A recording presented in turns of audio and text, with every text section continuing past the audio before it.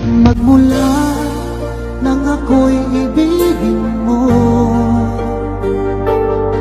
di makapaniwala. Suportado ni Atasha Mulak ang kakambal na si Andres sa last day episode performance nito sa musical series na The Bagets, kung saan ginampanan ni Andres ang dating papel ng kanyang daddy Aga as Adi.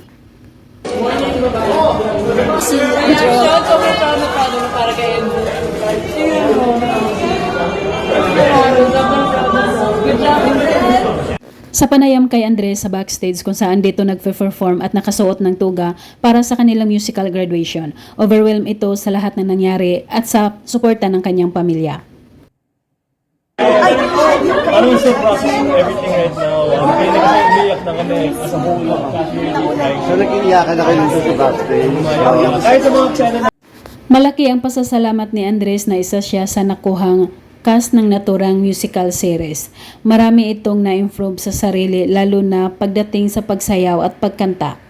It's been a great experience. Something that I was never really dedicated for, and I really just hope I get to like it. Ang laki ng binago mo. Inamin din ng binata na nagkaroon siya ng separation anxiety dahil sa pagtatapos ng programa at higit sa lahat, ang paghihiwalay nila ng mga kasamahan niya sa The Bagets musical series dahil sa napalapit na sila sa isa't isa. Kagabi di ako makatusap kasi iniisip ko talaga na ito na yung last. Separation anxiety ba ito? With all the boys.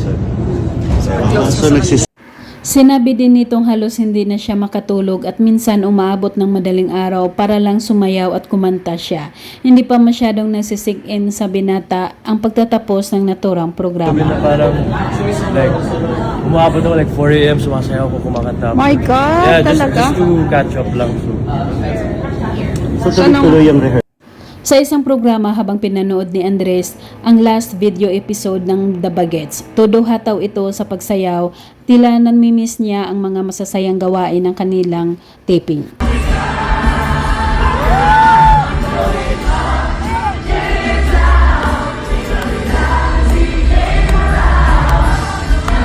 Sinabi din ni Andres na ang The Bagets musical series ay nakatulong para mailabas ang kanyang naitagong talento tulad ng pagsayaw at pagkanta. Pinag-aralan, pinaghirapan ng mabuti ang lahat.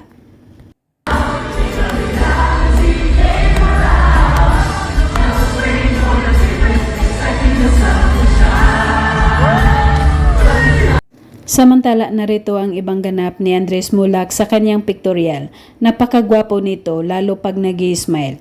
Hindi mawawalan ng trabaho ang binata kaya napaka-super busy nito.